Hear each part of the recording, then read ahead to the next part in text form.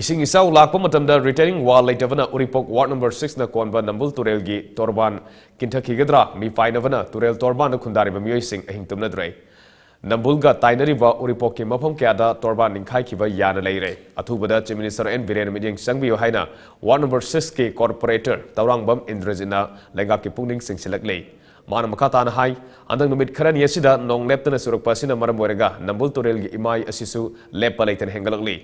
Nong leptana surakpasina Turel asige nakanda leiriba lambi asisu phibam phatre madugi sumathakta mafam kyada Torban leirai ningkhairak pasina hena khudong sadaba maiknari nakala moromda Nambul Turel gi kha thangba nakalda leiriba sagolban kendra gi oinadi ising gi sapu kanba mafam sing punamak retaining wall leikibana Thoidokna mi paingai oidre adubu Uripok maikaidi retaining wall leitabana asobo mi paiba madi faunare oirakni ba phibam asida Manipuri Chief Minister na ahen mamidyang thambiduna athuba matamda nong hek hangkibaga barna level oiraba loinana hen khudong thiniai oiraba mafam sing asibo retaining wall sabio haina mana phongdoke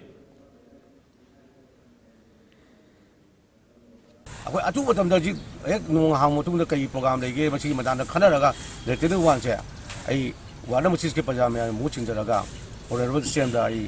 Kaya dia request tahu jadi, atu betul betul jadi orang hafsan bio, hafsan lagi ni uribuk pajama am. Loida na, maru ina. Wada musis lagi biriba, nabuntu lagi nak jadi lagi biriba, mayam saya. Masih ising isau thora kanda, lambi si ninggai baya bagi condition lak penina. Aku yang na mipai ba, atu ba pukul lagi.